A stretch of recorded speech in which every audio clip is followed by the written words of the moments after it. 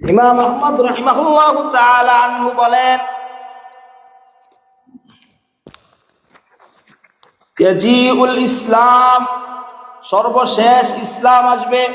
ফায়াকুলু ইয়া রাব্বি, সে বলবে হে রব, আনতাস সালাম ওয়া আনাল ইসলাম। আল্লাহু আকবার।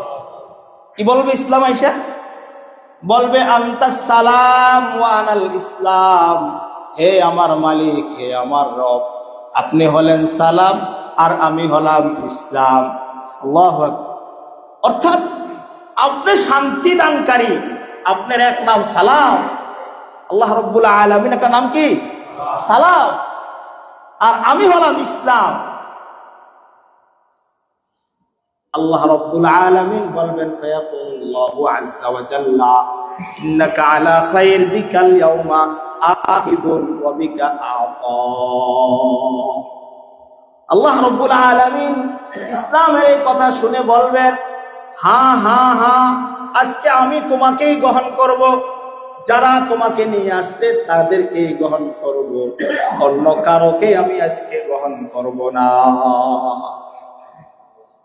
তো কুজা ও সুন্নতে আহমদ কুজা বা মুহাম্মদ कै बुअद निस्बत तुरा तौहीद की अमानत सीनों में है हमारा, तौहीद की अमानत सीनों में है हमारा, आसा नहीं मिटाना नामो निशा हमारा।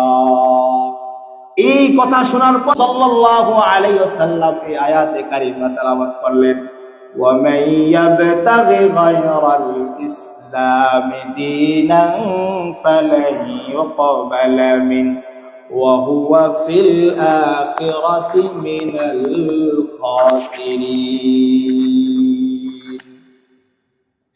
যে কিয়ামতের মাঠে সমস্ত আমলের জন্য কল্যাণ অবশ্যই আছে, অবশ্যই প্রতিদান আছে, তবে ওই আমল করনেওয়ালার কি থাকতে হবে? ঈমান থাকতে হবে, ঈমান।